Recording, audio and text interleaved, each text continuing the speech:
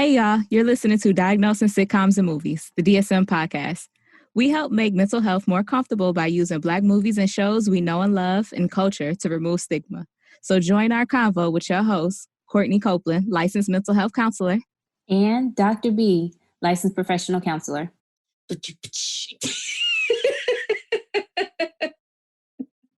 That's when the screen is shifting side to side.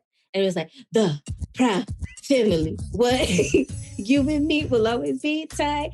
Family every single day and night. Even when you start to acting like a fool, you know I'm loving every single thing you do. I know that I can always be myself around you and anybody else. Every day as I'm heading off to school, you know there's no one I love but you. A family, proud family, proud family. They'll make you scream. They make you want to see. Oh. It's a family thing, a family, proud family, proud family. They'll push. See, you know, there's so many different levels in this that I can't sing them all by myself.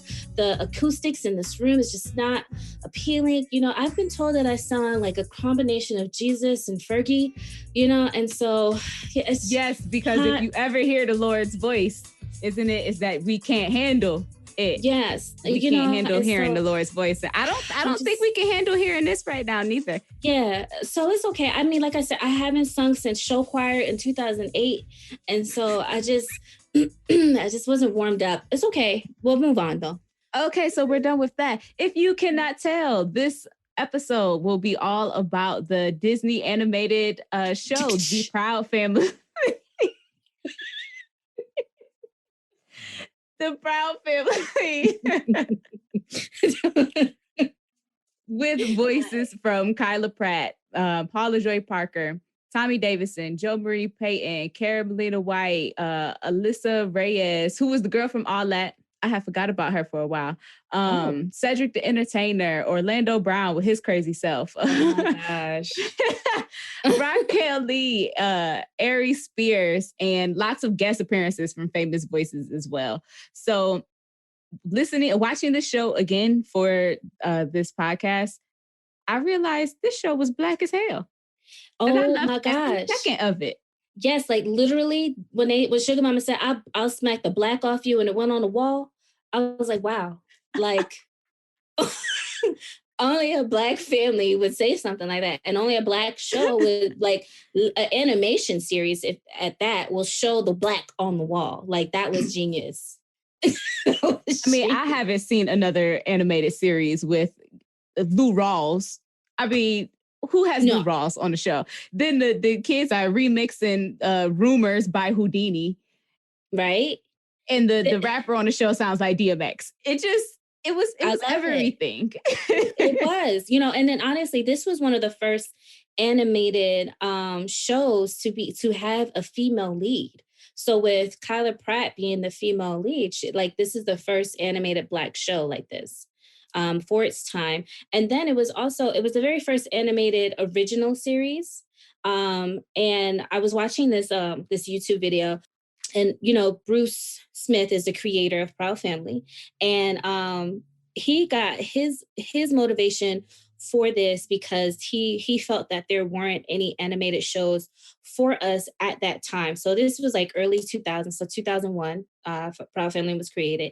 And so he was looking at like The Simpsons and King of the Hill and realizing there weren't really animated shows at that time. I mean, of course, you had other ones like Happily Ever After, Fairy Tales for Every Child. That was on HBO. Which was amazing. And I wonder if I can stream that for my future children because they need that. Right? I love that. And then that was only from 1995 to 2000. So then once that went off the air, that was on the air and then Proud Family came in. But before Happily Ever After, there was Wayne Head. Boop, boop, boop, boop, boop, Wayne Head. And guess who was the main character, the voice for the main character? Orlando Brown. Wow. Yes. It's just, he has such a promising career and future with he's done so many great things. He really has. Major Pain, being in episodes of Family Matters, being like guest starring on Jamie Foxx show. He's done so much, and I don't know if it's just the pressures of Hollywood with child stars, or if it's all of the drugs that also are present there, but it just drove your boy crazy.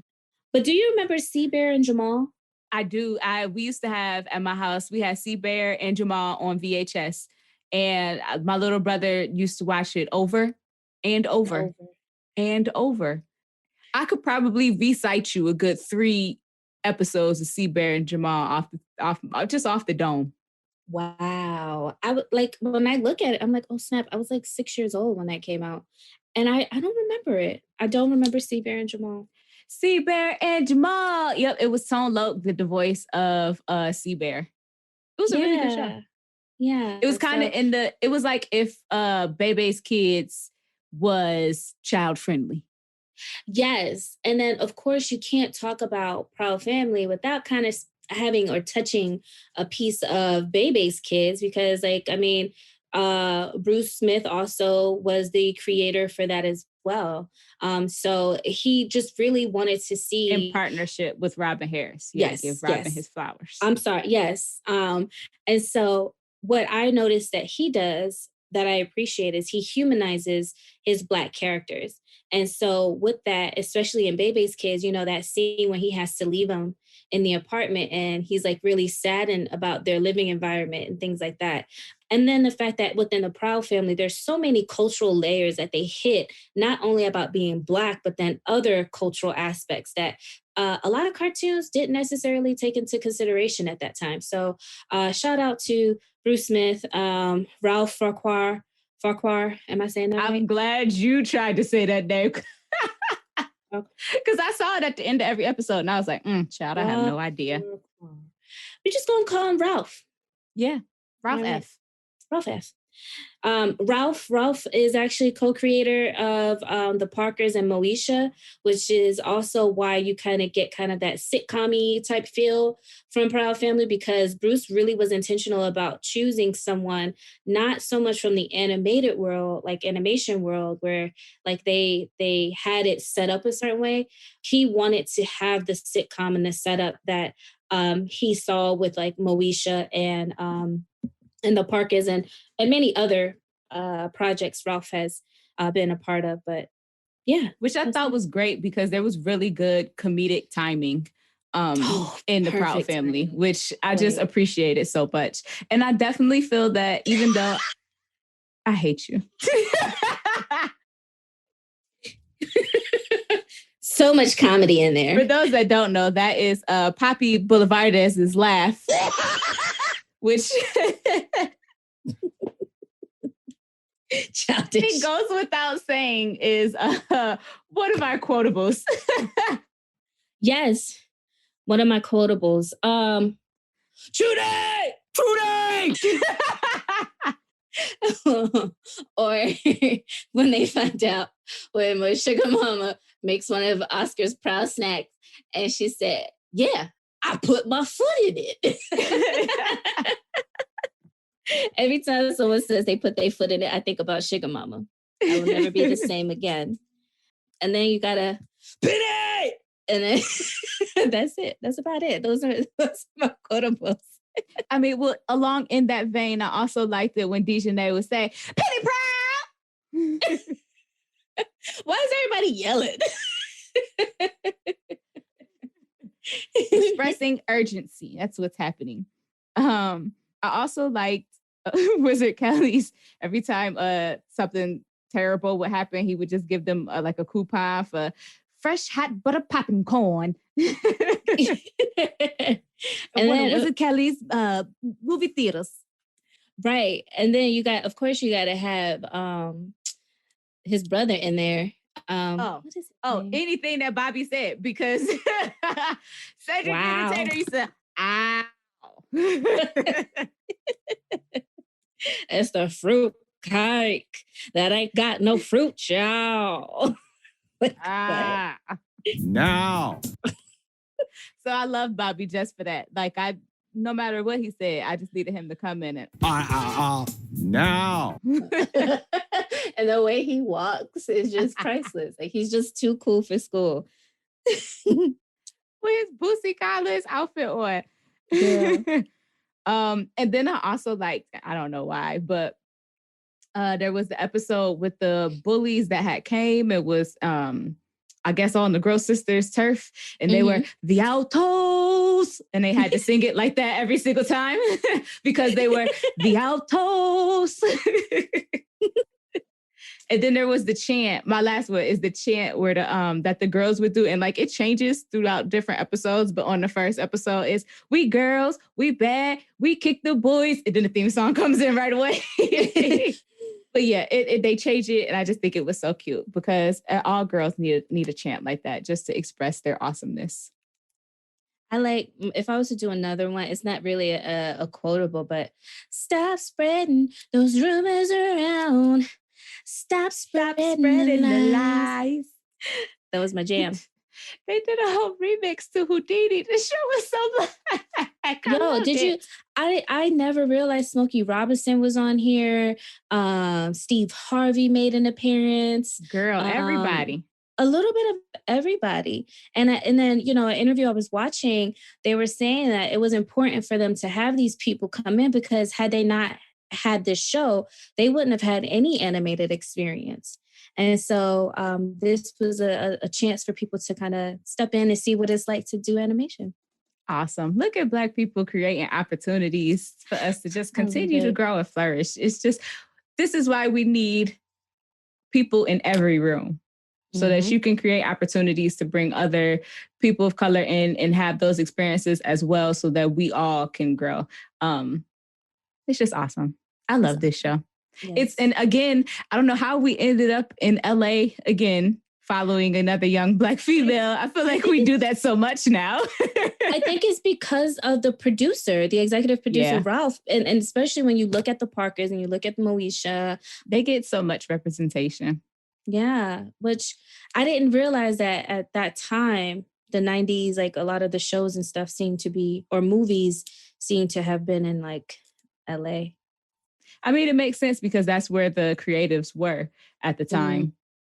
And so I guess a lot of the references I probably didn't even get until I got older, like the fact that La Ciénaga's name is La Ciénaga Boulevardes. Because there's a street in LA called La Ciénaga Boulevard. And her mom's name is Sunset Boulevardes because there's a Sunset Boulevard in LA as well, which is hilarious. So now, because I know that, I didn't know nothing about LA as a kid, so I didn't even know that was a thing. I was just like, oh, La Ciénaga, okay. Right. And then like even how they took BB and CC, their names, the babies, their BB and CC, what is it? Wayne? Not Wayne. Ooh, girl, I need for you to know. That's the Winans. See, I still had the Wayans in my head. Winans. Wayne head got stuck in your head. It did. It really did.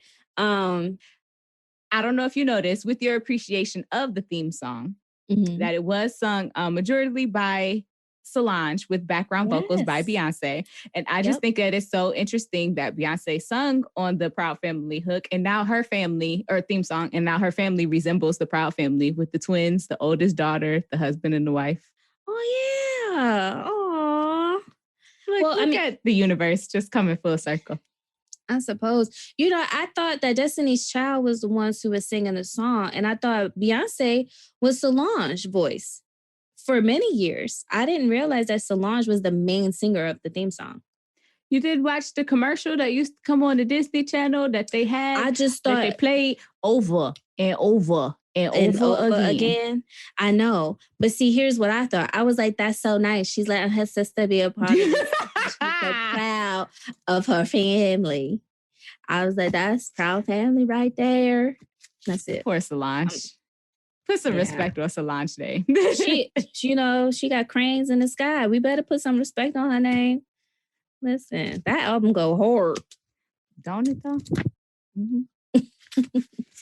So I want to know, this is the biggest question that I have. What is I think it? Probably for the whole episode. Tell me. As a Indeed I will. Did you know, as a child, that the Gross sisters were blue because they were ashy. I did not know that till I was an adult. Get out of here. That's why they're blue, is because it's ash. I thought they was blue because they was sad. They was blue because they was ashy. Bruh. Everything from head to toe. It was From just head dry. to toe, child, just dry. Jesus. I did not know that. Wait, I have a question. Yes. How old were you when this was out? This is 2001, so how old were you? I don't know, girl. A year older than you. Okay, so you were 12. I was 11. I was 11 when this came out.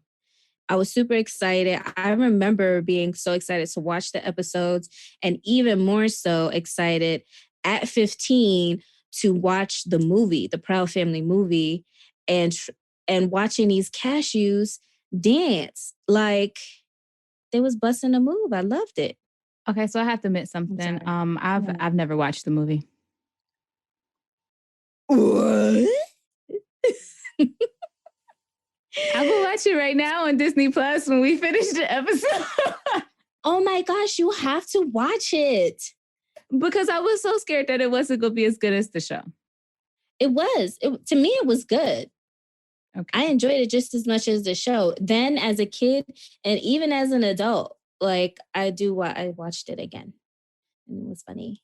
Especially like, because again, at 11, I didn't pick up on half of the joke in this sitcom, because I mean, when you're a kid, you don't like that one episode about like Penny running for something, but where she was talking about Republican and when she taxes. said, we Republican, we don't pay taxes. Yes. And I was like, whoa, like that would have totally, I didn't know that at 11, but at this age, I was like, no, she didn't. Well, you know? Shade, child. Yes. Or just the level of shade for La Cienega. Like I knew I didn't like La Cienega because Penny didn't like her, you know, at 11. But as an adult, when she was like, oh, look, nappy and happy, bitch. Did she just call Did she just call my baby brother and sister happy and nappy? And then she said, it's BB and Cece. And she's like, isn't that what I said? Yeah, she had to see me about that. Dejanay had the whole Penny back. She already knew. I just said, kid, BBCC, let's go home before I make some bad decisions in front of you. Let's just go. Get out my house. Carry your ass across the street. See your mini mansion. Girl. That's right across the street from my regular house. Right. So listen, and then also I have to also point out the fact that like they're living like this fabulous life. So what does her father do for a living? La Cienega? La Cienega, yeah. I have absolutely no idea, but I know that the mother is a policewoman. He's in contracting. Yeah. Felix. Construction. Yep. Construction. Yeah. And then Oscar is the entrepreneur of Proud Snacks that is terrible. And they go through like so many episodes to prove how disgusting and deadly the Proud Snacks are. But yeah, he's deadly. Deadly, girl. Deadly. People be passing out when they eat them. Stuff be dying. I just don't understand why the Proud Snakes had to be so disgusting. And he always promoting it. And that poor monkey that had to taste them and test them. Right. Wait, not Mariah Carey's monkey. You talking about Mariah Carey's monkey? Y'all, Mariah Carey had a monkey. Switch places. Mariah Carey. Speaking of which, another cameo from a celebrity. Alicia Keys was on there. Gabrielle Reunion. Did you just say reunion? Ooh. I'm dead. Gabrielle Reunion was on there. Right. Like Gabrielle was a whole bunch. I just also wanted to appreciate. I'm sorry. You want to appreciate who? Let's do it. I don't trust you on the button. I won't touch it no more. You lie. I ain't do lie. Take a second to appreciate Aries Spears, who did the voice of like several different characters. He was the voice of Wizard yeah. Kelly. He was the voice of Sir Paid a lot, who awkwardly sounded just like DMX. Oh, Most Def also made an appearance on here too. And the way they drew him, he actually looked just like Most Def. It was so cool. Sorry. I'm glad you remembered that last name because I know it would have bothered you had you not. Yes, I was really about to be like, let me Google who was on here, who was on Proud Family.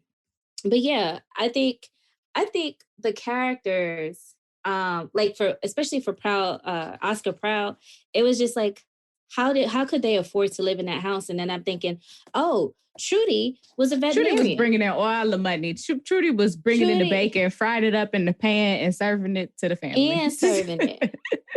And then a part of me was like, why she keep asking Penny to watch her twins? Those your kids. Didn't nobody tell you? And then I had to stop. And I said, no, Rosie, she's a working Black woman. Mm-hmm. And she has an older child, and you would do the same thing. You got to take. And as an older sibling, sibling and older cousin, that's just how I go. Right. Like, okay, you're 14, you can watch them.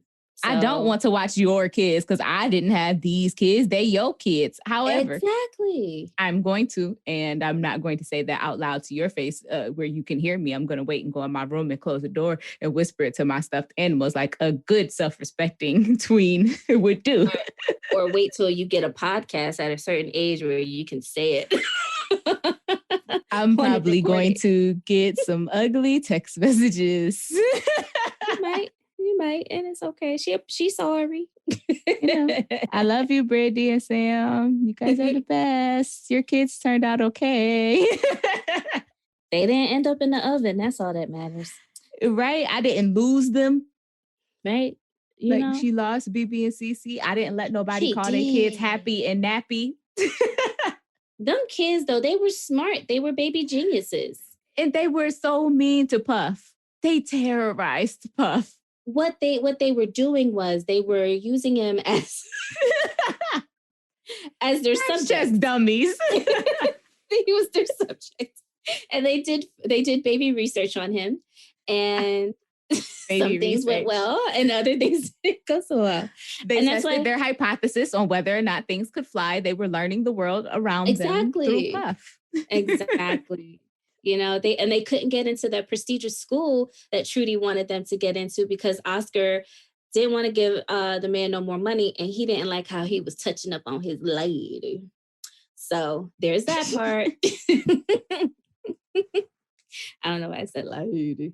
I got that from Shanae. Anytime I say anything, I'm a lady. Gotta say it like that. You can't say lady regular now if you're listening to this. I did like all of the other like references to other shows, other Black film that was in this show where they had like the episode that was kind of like Moesha and it was called Isha. Like y'all didn't even try to change it up. Again, like Ralph, really, Ralph? You had to put your own plug in there, didn't you? Mm-hmm. And then the episode where she could talk to the tiger. Because she was Kyla Pratt had just played in Dr. Dolittle, and so then she had the episode where she could talk to the tiger. I said, look at them tying it all together. I loved it. Of course, when I think about the one episode with Smokey Robinson, and then I guess this is a quotable. He was like, Oscar says, everyone knows Smokey Robinson has green eyes. And then he looks at him again. He was like, Smokey Robinson. Because they zoomed in on his green eyes. I just love animation, man. Like, I mean, you could take some of those like metaphors and really bring them to life in these shows. I think one of my favorite episodes, are the one with Ramadan. And no, I have 3. Black History Month and Kwanzaa. Those are I knew you was going to say Kwanzaa. You just are such a after school special kind of gal. You love a good moral in a story. I do. It just touches your heart. Do you watch a lot of Lifetime movies too? I do. And I think because of the, like you said, the lesson learned in all of that is just, honestly, I didn't really see all of it as a kid. I got pieces of it, but as an adult, I'm like, every kid needs to watch this cartoon now. Because every episode, there's a teaching moment. Right. And I feel like that is something that I am missing in a lot of the newer shows, is that they don't have that everything is resolved in this 22 minutes and we've learned the lesson and we're all better people because of it.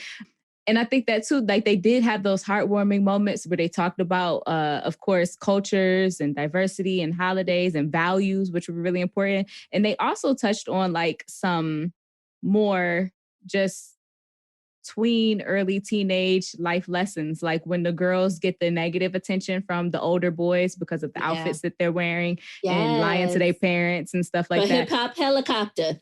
Girl. Hip-hop helicopter. Why? I was like, so did they couldn't use Soul Train, so they changed it to a hip hop helicopter. Yes, with Big Boy. Yes. Another big cameo. Right. And so I just felt like this is such a wholesome television show for Black children. I love it. So how you gonna make this turn into something dark so we could diagnose it? Because you know how you do. Easily. Because just like in real life, you might know and love the people that in your family and that you are proud of in your proud family, and they still might have some stuff that is going on with them. Nobody is perfect, just like the Prouds. And they were a healthy, loving family who did the best for their children. And it is possible for you to be a healthy, loving family and raise children and raise your family in a healthy way and still have some diagnosable characteristics. Trivia question. Where does Sugar Mama live? So at first, she does have her own place. And then it sounds like by the second season, she's back in the Proud family house. There was a couple of times where he said, like, why don't you go to your house and different stuff like that. And then looks like they just stopped saying that. So I guess that I thought maybe she moved back in. Nah, she's always had her own spot. And the only reason why she came over there is like, I want to come see my grandbabies. And then, when she would come over there, she would invite her friends over to play bingo. And Poppy come over there and talk all his little shit. And that's all she did. She had her friends come over to her son's house. I know that's how retired grandmas do. Ah, gosh darn it. There goes another angry text message. You just doing it to yourself today, honey. I love y'all so much. Okay. So which one would you like to do first? Would you like to look at some of the family members within a system, or would you just like to dive straight into diagnosis? Let's look at the system. Okay. So along with some of the birth order things that we have talked about in previous episodes, there are also some dysfunctional family roles that exist. Sometimes they're solely referred to adult children of alcoholism parent roles, but that's not necessarily the case here. We definitely don't know what was going on with Oscar's daddy or what happened with that. All we know that he died, but we do know that he was a player because if we have the episode where Sugar Mama was in the dance off with the other girl and they was fighting over daddy and all of that. So with that being said, what's his daddy name? Priscilla's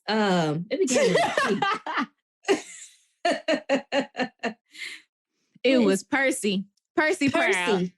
Percy Proud. I was same difference. I was close. Yes, very close. Because I at first was, Percy. You said his name? It was Percy Proud. Yes, honey. Okay, but in some of those roles, I definitely felt like Sugar Mama was so mean to Oscar. She was not mean. Yes, she was. All he wanted was her approval. Anytime that he was scared or he was hurt, he would, Mama! He would call for her. Just she was not mean. She was always sniping at him and calling him no good and his failing business, and he ain't had no money and he was dumb and just. I mean, there was no lie. There was no lie in anything that she said. And then, but what about Bobby? Bobby won't do nothing either, and she loved him. But yeah, because Bobby was the talent. He was the one Girl, bye. That's talent. He was talented. Wow. Wow. Now. He could sing, y'all. A broke down cameo. He could sing, high. Now. Yes, he could. And so that's why he was favored. And Oscar, you know, I think Sugar Mama gave him a hard time because she knew he was okay.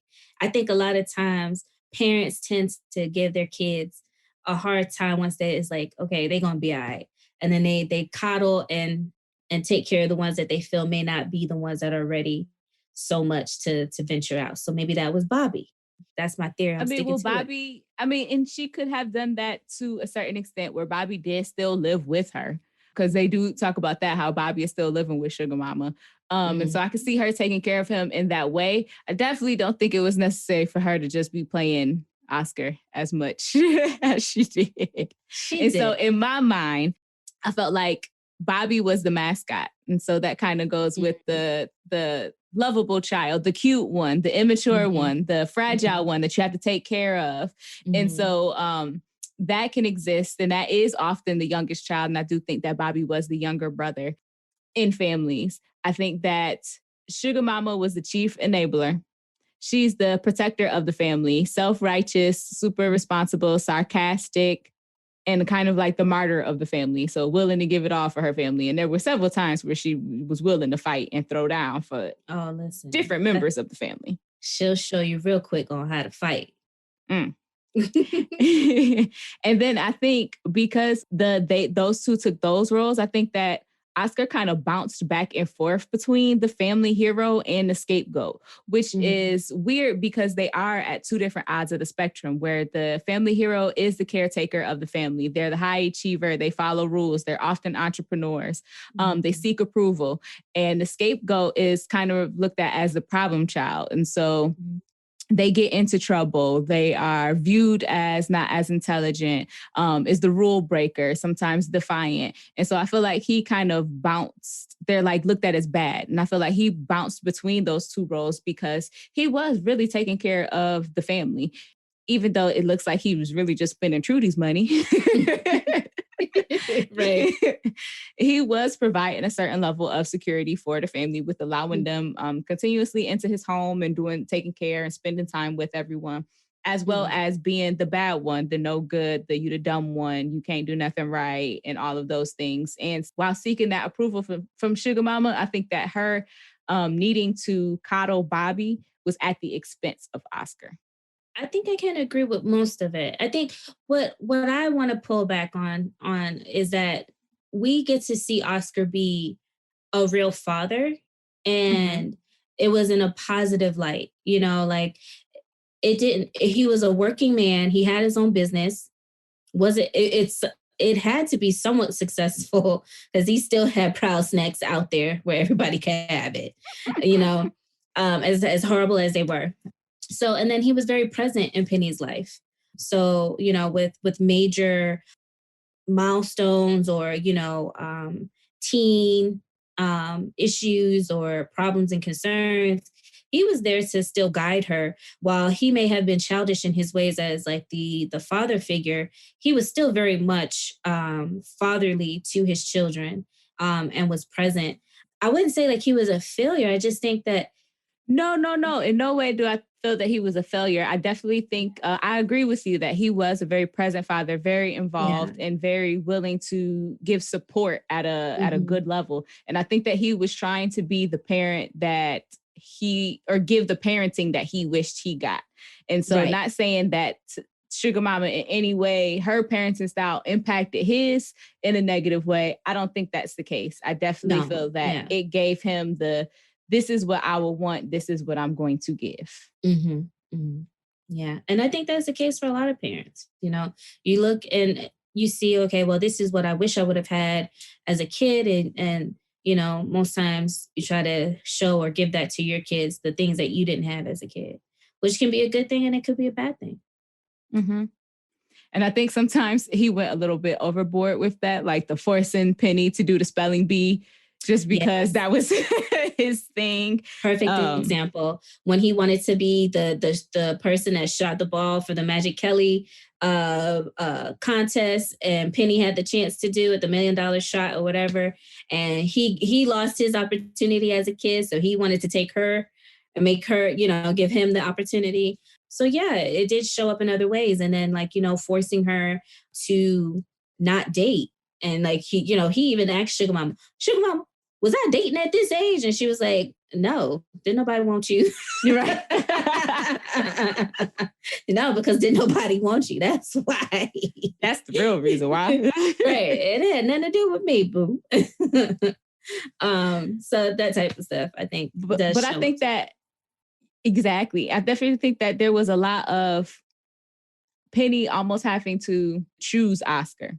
Yeah. And like with the shot, with the coming clean and being honest, and especially the episode where she had turned into like Beyonce or something and was an R&B sensation and around the world and had all these millions. She had to then choose her father and then end up coming back home and giving that life away. And Wizard Kelly then took all her money because, you know, Wizard Kelly don't play about his money, child. Okay. But I feel like there was a lot of just times where Penny had to choose Oscar. And I think that goes again back to the approval that he was seeking that he never got from Sugar Mama. So that is the only way where I see his relationship with Sugar Mama kind of impacting his relationship with his children in that kind of way. I also diagnosed Oscar with ADHD. Okay. To me, I feel like he's a stereotypical male, American male, who is super concerned about his masculinity. So I remember one episode where Trudy changes the TV and Felix come over and he's like, dude, you only got nothing but chick TV. You have a chick TV or something. And he's like, no, I don't. And he starts flipping through the channel and he's like, Oprah, Trudy! And so, you know, Trudy comes in, she's like, yeah, I blocked all the masculine shows like ESPN and blah, blah, blah. And so I think that kind of spoke to that masculinity, that toxic masculinity that he tend to have with making sure that again, Penny didn't date boys and, you know, boys are bad. And this is the type of ideas that boys have. But he perpetuated this toxic masculinity himself with feeling like, well, I'm the man of the house and I got this and I got to do that. But I wouldn't say he had ADHD. Like he just wanted to watch TV and be left alone. He was definitely a caveman in some of his misogynistic views. And yes. And I think that was him trying to almost put his foot down, I guess, or like solidify his role in the house, because but he didn't. He never did, because the only other male in the house was BB, who was a baby, and like Puff. So was Puff even a boy? He is a boy. Yeah. And then he has strong females in his house. For her age, Penny was a strong-willed young girl. Trudy was a strong woman. Sugar Mama was a very strong woman. He won't get nothing past that. No wins off of her. And so that, on top of the fact that he didn't make as much money as Trudy made, and him feeling like, him knowing, and Sugar Mama constantly reminding him that Trudy could have done better, but she chose him. I think some of those were him trying to like flex his masculinity, because it was often pushed aside. It was. But that's what I see for him. I didn't really give him necessarily a diagnosis, but I'm interested to hear your criteria for Oscar. Yes, ma'am. Let's go. All right. So a persistent pattern of inattention and or hyperactivity, impulsivity that interferes in functioning or development. And so for him, I selected the type as hyperactivity and impulsivity, with often fidgeting, taps hands or feet, or squirms in seat. He was moving around a lot. Is often on the go, acting as if driven by a motor, is unable to be comfortable in restaurants, meetings, maybe experienced by others as being restless or difficult to keep up with, often talks excessively. He talked a whole bunch. He did. Often blurts out an answer before a question has been completed. Cannot wait for a turn in conversation. Often has difficulty waiting his or her turn, and often interrupts, intrudes on others, butts into conversations, games, activities, may start using other people's things without asking. And so, yeah, I felt like that fit him. And we can say mild. We can say mild. We can say mild. We can say mild. He behaved himself at the banquet.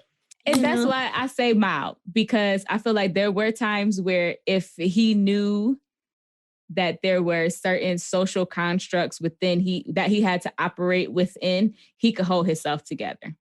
Yeah. But I feel like in his true essence.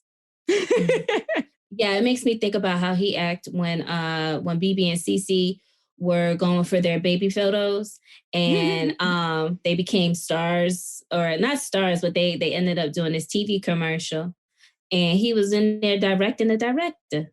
So, okay. That's another instance where the kids had to choose him. Because remember, the Denzel Washington ended up playing the daddy, and everybody was in the commercial except for him. And they show as hell went to eat lunch with Denzel Washington. And Trudy said, "Come on, y'all, let's have lunch with daddy." So, and another thing that pops into my mind, just as far as with diagnosing him with ADHD, is there are so many shots where like the shot is not of him, and then just his head pops out the side. I know. And he interjects something, and it slides right back up. Right. His little cameo, and that's about it. Oscar Brown snacks. Right. Exactly. Don't nobody want your trash ass snacks. Like strawberry and what did he say? Well, he said pork rinds. Strawberry and pork rinds. Really, Oscar? No wonder why people die whenever they eat your snacks. They was giving it out at the homeless shelter and everything. They didn't want it. Okay, so can we talk about Sugar Mama's falling asleep? Listen, when you get that age, okay, give you a nice warm blanket. How old is Sugar Mama? Sugar Mama is ageless, in my opinion, because she can still do cartwheels and everything. Mm-hmm. She'll bust it down real quick. Lead in the fitness class and all of that. And when it was time to pray pretzel, she was on the floor with them folk, and she was praying pretzel with them. She said, "Put my honey mustard right here and my salt right here. I'm the champ." She was on it. But with her always falling asleep, I did diagnose her with hypersomnolence disorder. And so it's a self-reported excessive sleepiness despite a main sleep period lasting at least 7 hours, with recurrent periods of sleep or lapses of sleep within the same day, a prolonged main sleep episode of more than 9 hours, occurring at least 3 times a week for at least 3 months. I have a question for you. Who got more money in this show? The Gross Sisters or Sugar Mama? Okay, so the Gross Sisters were getting money more often, but Sugar Mama was getting higher value money. So that's a good question. Right, because, they always had, the little one always had her hand out. She didn't have to say no nothing. Words. You know what it is. Hand out every time. Run me my money. And then I think about how many times Oscar had his wallet out and how Sugar Mama would put it in her wig, or or one time when her wig came off and you see the dollar bills in her stocking cap. So I just needed to know, out of the 2 people who was getting the money the most in this show, who had the most money in your opinion? I go with Sugar Mama. Sugar Mama was getting higher quantities of money, but I feel like the Gross Sister were collecting on a more consistent basis. And so I'm gonna go with the Gross Sisters because they even had people in payment plans. They was getting passive income. They was getting it from faculty, from the custodian, everybody, their parents, everybody. which is why I diagnosed the girl sisters with conduct disorder. They don't know that. And so some of the criteria, it is a lot of criteria for conduct disorder, so I will not go through all of it. I am diagnosing them, though, as a unit, so this includes all three of them. Aggression to people, often bullies, threatens, or intimidates others, often initiates physical fights, has been physically cruel to people, has stolen while confronting a victim, has deliberately destroyed others' property, broken into someone's house, building, or a car, lied to obtain goods or favors to avoid obligations, has stolen items of non-trivial value without confronting a victim. Yeah, they all of that. And I'll give them, yes, at the childhood onset type. With there was more. I did know that there was more. With limited pro-social emotions. So they had a lack of remorse or guilt. They ain't feel bad for what they was doing. You know what it is. They did not. They did not. There was the callous, lack of empathy, and the shallow or deficit affect. So you never saw any emotions on their face. It was just absolutely blank face, run the money. No, there was that one episode. There was that one episode when one of them got the makeover. I was just about to say that there was only the one, and she got the makeover, and she did look at them like, oh, this was nice, guys, but I got to go back to Robin. Yeah. And so there was another time where they did show emotion. I think it was during their while they were singing, because we found out that they had beautiful voices during the talent show. Yes, they do have beautiful voices. That threw me off. I completely forgot about that. I was like, wait, what? So again, if I was their school counselor, I'll save that for prognosis. The only other people that I did diagnose is, okay, so I have to ask you this question. Do you think Bobby got high? I think Bobby got high.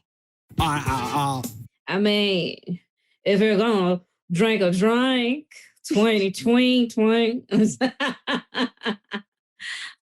he get high? Yes, probably. I mean, he did come over and eat all of the kids' pancakes that one morning. And he did also eat the entire Thanksgiving dinner. And the only time that I'm capable of doing something like that is after a nice large cup of water. So I think Bobby did drink. That didn't make any sense at all. So I'm out here, I'm going to get black eyes and ugly text messages, and you just out here drinking water. Okay. Okay. So anytime that like I have like an edible and I get the munchies, I can eat a whole buffet. So I would say that there's a likelihood that he might have engaged in some edibles. I'm concerned that it was more than just weed and edibles, because where was all his money going? If like you said, if he's the talent and he can sign, then why is he still living with Sugar Mama? Because he's a struggling singer in LA. I mean, come on, seriously, how many people are trying to be actors and singers out there? Like, he was struggling, which is why he had to live with his mom. Like, and most of them in LA artists are high on cocaine. Yeah. Yes. So that's not the point I was trying to make. The point I was trying to make is that he was likely like living with his mama, because most of them are like roommates out there. Talk about the rest of them are high on cocaine. And I'm like, yeah, no, that's not what that's the next point to be made. But then, okay, so why was he stuck in the 70s? You said this show came out in 2001 and he was still stuck. Not the 90s, not the 80s, but the 70s. Because there were still people. Because there's still people who think that like old music can still make a comeback. And he was still, he did make a moment of a comeback for maintaining his style. He remained unique, like true to his style and who he was. And so I think that's why he was in the 70s, because nobody else was doing it. He was fly with it. We rap country and Western. No, you cannot tell me that. Those cousins and Bobby are not getting high. I forgot about that. Is that 5 heartbeats? Yes. We got a music group. It's like you have to change with the times. And so I think Bobby was not changing with the times. He was not with it. He was, I'm gonna stay true to who I am because somebody gonna want this one day, and they did. But did you know that Nickelodeon tried to get this first? Like they actually pilot this through Nickelodeon first. So what was up? Nickelodeon didn't want it? They did not want it. And so then they went to the next one and Disney ate it all up.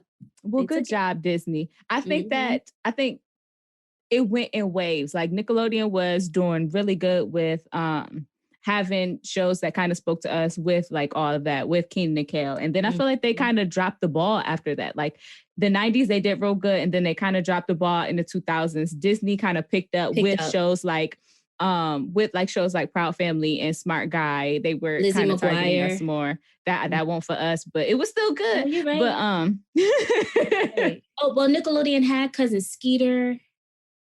That was the only other. Oh, they had Taina. I feel like Taina had like 6 episodes, and then I feel like I never saw her again. Which I really liked that show because I didn't really care for Taina because she was kind of corny. But her mom was played by Lisa, and I thought that I was Lisa as a small child. You could not tell me that I was not. Speaking of Taina, at first I used to think that was the person that did the voice for La Cienega Boulevardes, but it is the girl from All That who did the voice for Miss La Cienega Boulevardes. And her name was Alisa Reyes. She was the one who did forever, endeavor, endeavor, endeavor, endeavor, endeavor, endeavor, endeavor. That was her. Wow. You sing on the show all the time. Don't come for me. Yeah, you're right. You're right. I just feel like I have a little bit. Okay, you're right. I do. And you probably do have a better voice. But I did diagnose La Cienega Boulevardes and her big ass feet with. I diagnosed her with. Funny. Yes, it was. They're all gonna laugh at me. I thought Oscar was gonna be like, "What are those?" But she pulled it from under the cover. I was like, "That's where it came from." But he did. He was like, "Whoa, whoa, whoa." It was rather fatherly. The whole horse's noise, everything. And why they was so big? It was so big. And the coach said, "There's no flippers." I was like, "Daddy, there ain't no flippers." Okay, can we take a moment to talk about, what's his name? Miles? Michael. And his dad was like, he's like, "Daddy, can I make it onto the team?" He's like, "Don't call me daddy in public. It's coach. It's coach in public." I was like, "Oh, poor thing." But speaking of like the fables and the moral of the story, Michael's episode where like he turned into like that gremlin. It was the first, I think, episode I had ever seen of, especially an animated series addressing homophobia or anything like that, and what that does to small children. So I was very proud watching that episode. Proud family. I was very proud watching that episode that they had handled that in such a creative and funny way. Mm-hmm. But it kind of goes back to like back then. The things that were allowed to be said or depicted in sitcoms and TV and movies would never be able to happen now. I don't see that character being able to be depicted the way he was then now, especially because there's rumor that there's going to be a Proud Family reboot. They announced that early this year. So if they're going to do that, it's like, dang. You're going to have to change a lot. I hope they don't take out Michael. They needed Michael. Michael did all the choreography. Michael designed all the costumes. Michael was the integral part of their friend group. I don't think they need to take him out. I think the jokes might be different. Yeah. Which is why I feel I appreciated his episode so much. Yeah. Because while they were like, okay, yeah, we've been laughing and joking about this, but here's some seriousness. It's not okay to treat people differently. Yeah, right. So it's pretty awesome. Now back to La Cienega and her big ass feet. Right. Wait, remember the episode that's how they were able to save Poppy from the evil retirement place? It was because Sugar Mom was like, nope, I know Poppy's feet. And them ain't Poppy's feet. Oh my God. You know, okay, I keep taking you off topic because I know you want to get back to La Cienega. But at some point, we're going to put a pin in this. At some point, we do need to talk about colorism because this show, along with others from the 90s, definitely adds to the case or the argument, if you will, about how colorism was depicted in our movies and sitcoms and how that's actually showing up in our community. So we'll put a pin in it. Definitely. We can come now because I felt that they did Dejanay the same way that they did Kim and Moesha. Exactly. And it's not a coincidence that it's the same writer, right? Because we said the same thing with when we talked about this before, but like how they made Kim fall over and is like begging for attention from Hakeem. The same thing happens with Dejanay and Sticky. You know, and I think that's really just the writer. I think now that I'm looking at it from that perspective, I'm thinking that's how he writes for some of his characters. And I wonder maybe if he did have that one girl that was in his neighborhood and he might have been the boy who she was chasing after so much, and she was loud and did talk and had that exaggerated tone and the way that she spoke. I just don't understand why every single time she needs to be brown skin. Again, this could be very much his lived experience because the creator, Bruce, said himself that this was a depiction of his family and it kind of grew out of that. But it starts somewhere. Somewhere. And so, again, I don't know if that goes to Ralph's personal experience as a kid or whatever, that it shows up in his writing as an adult. But it does say a lot about him and how he perceives these darker complexions of women and being naggy, or it's just interesting how he did that. And I wonder why. Not even naggy, just full out ghetto. Yes. And then there was this one episode where Dejanay was like super dark, and I get they were outside, but I'm like, why did they have to make her skin even more darker in the dark? You know, like it was just little things like that. Like, I can see why people are like, yeah, this is the example, but I also want to add a different perspective. Again, talking about the writer and the producer and their experiences and who they are, because it's important to realize that these are Black people. You know, it would have been hella disrespectful. It would have been hella disrespectful if it was a white person. Child, it would have been all types of boycotts. Okay. But because it's a Black person, our Black existence also includes colorism. And if he added that in there, I think it's to make light of the fact that there are many shades and hues of us, and that we all have our different personalities, that we're so complex. Black people are so complex. And there's different versions of us in different settings. And so it's just like, I think he wanted to show the complexity of Blackness in this, you know? So then my question comes then is like, do you feel like he internally has some colorism issues that he needs to work through and that his darker characters are represented in that way? Or do you feel like he is actually being smart about it and it's the way he's portraying certain stereotypes in a way as commentary about it, like almost like satire? I would say almost like satire, comedy, the latter, basically, for him. Because now I'm thinking about the other characters that are being brought into this colorism being depicted in our sitcoms and movies. I think about Martin and Gina and Pam. Those are completely different producers, writers, creators. And so to that point, then I do feel like there is this internalized feeling or thought maybe towards people who are of a darker complexion. to criminalize them, because Dejanay's original name was going to be Delinquinetta. That was going to be her name? That was originally her name.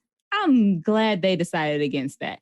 Okay, right. So even with if it is satire, like, and that example just brings it even further. Like, even if you are doing it in a way of satire, you need to have something that is more explicit with the description of that and highlighting the ignorance that goes along with colorism, because otherwise, dark-skinned women are suffering. Like, you might mean it as satire, but it's at the expense of dark-skinned women. Yeah. And if you are doing a cartoon that is going to be, that you're saying is for Black youth because they are missing that representation, then that's not the time to try to put that in, because then you're impacting and shaping how young Black girls see themselves. Right. And so I'm hoping that with this new revamp of the Proud Family, Louder and Prouder, that that they address those issues, because that does say a lot. And, as Black people, like I said, back then, it was almost as if they were like, okay, let's push the button. Let's see if we could push the envelope a bit and see what comes back. And people were so just happy and proud to see ourselves on TV that we didn't necessarily see some of the other underlying things that could be wrong with it, Right. And so I'm hoping that they address those things that were just a little problematic about it. Definitely agree with you. All right, okay. I'm so sorry. Back to La Cienega and her big ass feet. Diagnosing her with narcissistic personality, which would include a pervasive pattern of grandiosity, need for admiration, and lack of empathy, beginning by early adulthood and present in a variety of contexts. Having grandiose sense of self-importance, exaggerating talents, expects to be recognized as superior, is preoccupied with unlimited success, power, brilliance, or beauty. And she was just beautiful. And the ideal love, because she was so upset when Penny had that admirer. And she was like, how could they want you? She was hurt. Yes. Believes that he or she is special and unique and can only be understood by or associate with other special or high status people, requires excessive admiration, has a sense of entitlement, is interpersonally exploitive, lacks empathy, believes that others are envious of him or her, shows arrogance, haughty behaviors or attitudes. I felt that she represented every single criteria in the category. Absolutely. And of course, like, I'm just like flipping through episodes in my head, and I'm like, yep. That's when that happened, especially when Penny was trying to save her from that accident when she was doing the audition for cheerleading, so, and it's just interesting. I do appreciate that she did shout out Penny and her dad for when she won the Miss Teen whatever Wizard Kelly whatever competition Wizard Kelly had, because he owned everything. Exactly. Anything in this show was Wizard Kelly-esque or owned. Did he own Hip Hop Helicopter? Probably did. Girl, probably, because he owned a record company. Right. Came on his television. I know that they was, it all started with an orange basketball, and they was making fun of Magic Johnson. But y'all, even Magic Johnson don't own all the things that Wizard Kelly owned. I also wanted to see if you felt that, if you agreed. I am thinking that possibly of diagnosing Zoe with generalized anxiety disorder. What do you think about that?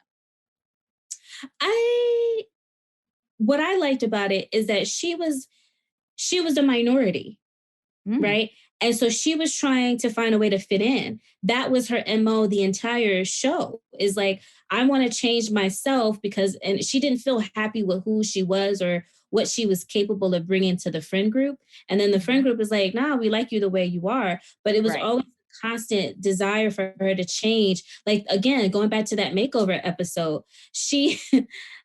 when they gave her the makeover? Yes. And she really enjoyed that. Or when they did the Hip Hop Helicopter episode, and she had everybody was like, oh, my parents made me burn it. My parents shredded it. And she was like, I got mine on right now. I love the power. This is one thing I loved about Zoe. She was such a little like feminist. And I was like, go ahead, Zoe. She was, especially that episode when Penny was like, I want to play football. And Zoe's like, my aunt is a lawyer. We'll make sure we win this, And so and I appreciated that about Zoe. And then another thing about Zoe was that she checked Penny when Penny got out of line with certain things. Yeah. Again, with that episode with the makeover, she's like, you're being her mouthpiece, just like Nebula. Is it Nebula? I don't know what her name Nubia. is. It was Nubia Gina. Nubia. Olay. Yes, Nubia. Olay got the makeover, and Nubia was pretty much the mouthpiece for the Gross sisters because neither one of them talked. But Penny tend to do that for her too. So Zoe's like, hey, that one thing that you didn't like that was happening to her, you're doing it to her now. And she's like that voice of reasoning, or that the good angel on your shoulder. The good angel on your shoulder that says, hey, remember, this is what you intended and this is not what it's looking like now. And she was also very socially aware, and like there was times where she would, like you said, a feminist, she's like, that's not right. And we deserve more. And, then it empowered Penny to be that person that's like, yeah, stop spreading those rumors around. It was like Penny was always stepping up. It was like, no, guys, we deserve better. We deserve allowances. Let's live our own communities, and like, so I think Zoe had a really important role. I just think that she had a low self-esteem that could have contributed to internalizing like anxiety of feeling like she's not enough. So yes, anxiety is good, I suppose. Possibly, but I do completely agree with the self-esteem issue. And I definitely think that was something that prognosis-wise could be addressed with her, is building up her self-esteem. I do think that Penny is a young revolutionary and would be part of Black Lives Matter in the here and now. Yes. Registering people to vote for Stacey Abrams and things like that. Yes. Where prognosis-wise, where do you see the Gross sisters? Well, first thing is we need to get them some CeraVe. I hear that it's really What? Excuse me. We need to get them some CeraVe. We need to get them some. They need Vaseline. They need Vaseline. It'd be okay. With Jamaican castor oil. Yes, that's what they need. They need something serious to take that away. Because child, how is your hair ashy? We could definitely focus on their strength and that they do have great performance skills. Yes. And that we could get them into something to support and build those skills so that they can build competence in other areas, because it is hard to break, especially children, out of something once they found that they're good at it. And so they have been robbing and stealing for a very long time and become very good at it. So we need to work on their strengths and use performance as maybe a replacement behavior, because they can also make money from doing that as well. Yeah. And I think it's important to look at them individually. I would be interested in working with them individually and helping the other two find their voices, like literally find their voices, because they don't speak for themselves. And so I would be really interested to know, how do you operate apart from each other? Because I think it's important. Like, while I do appreciate them being so close, I think that can prevent them from growing and experiencing things for themselves and understanding themselves individually. And I think that's what happened with Olay. Clearly wanted to be an individual, but she couldn't operationalize without her sisters. And so that, to me, is where the problem could lie, is like that dependence for each other. And so once we have them learn independence from one another, it doesn't mean I want them to not be together. I just want them to identify separate from each other and grow. And they could even potentially run a small business, large business, a whole enterprise if they wanted to, because they are so business savvy young ladies. They have that gift of knowing the supply and demand and how to bring money in, how to collect. Maybe they do a debt collection business. You never know. They're just enterprising young women, so they could do anything. They need to be somebody landlord. Okay. Ooh. They have multiple side hustles. They do that as well. Honey. Who else we got? Let's look at the Proud family just as a unit. How do you see them moving forward, prognosis wise? Well, in the movie that someone didn't watch,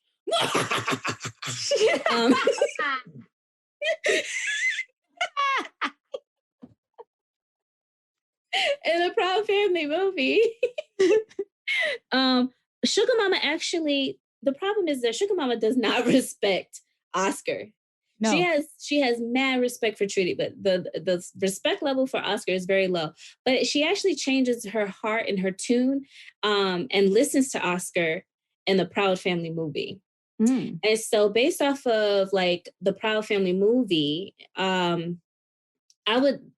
prognosis that I would give is that they have to respect the fact that Penny is now she has been a teenager or preteen, but now she's officially like kind of getting into that area of womanhood, and it was her sweet 16 and things like that. And so Oscar is going to have to really deal with his stuff with Sugar Mama that will allow Penny to be treated as the woman she deserves and wants to be treated as. Because Penny's a smart girl, and I don't think that she needs to be babied and coddled. So I think he needs to respect her and where she is developmentally. I think that her and Trudy and Oscar do a really good job in doing that with Penny and allowing her that freedom to grow. I think Oscar just struggles with it a lot more. And Trudy has to come in and be that voice of reasoning for him and saying, hey, Oscar, it's okay. She's responsible, whatever. You wanted to do this as a kid too. And so I think there's promise for them. And with Sugar Mama, I think it's just a matter of like saying, hey, Sugar Mama, instead of changing, I think I would do CBT, especially trying to change a little bit of narrative therapy too, like trying to change that narrative where instead of throwing and yelling insults, trying to get Sugar Mama to actually say things that like words of affirmation or positive things to Oscar, so that he feels the love and appreciation from her a little bit more. So more like behavior modification with her. Yes, absolutely. Awesome.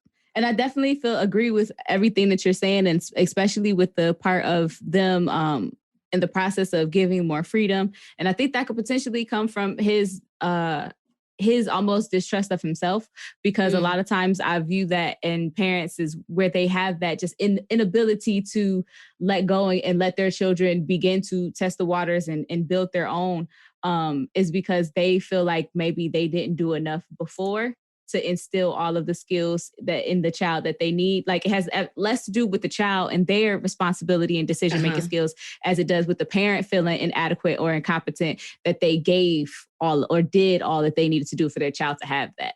And so maybe as he continues to build up himself, and definitely with the work that Sugar Mama would be doing to try to change some of those insults, he might feel better with himself and then can allow Penny to have a little bit more freedom and grow more into her sense of self, because she was a good kid. And she made mistakes as all kids do, but there wasn't anything that was unforgivable. I mean, her friends were trash. Like, yes. They got her into all types of shit. So if she didn't have those friends, she actually would have been a pretty decent So she might have stood a chance. No, I do think it made her a rounded person, because then the example with the outfits, right? So Penny is like, no, my mama told me I'm not to wear that outfit ever again. And they're like, but we got to wear it at this party, and she's like, well, I'm not going. Well, it's 4 of us, not 3 of us. And so had they not peer pressured her into feeling like I have to show up for my friends, I think she would have really sat that one out for the sake of respecting her mom's wishes and the fact that my mom didn't like it. So I don't want to do nothing that's going to upset my mom. And there were several instances where that happened with this. But so are we getting the same moral of the story that we got from House Party, that your high school friends are not your real friends and they're probably all trash?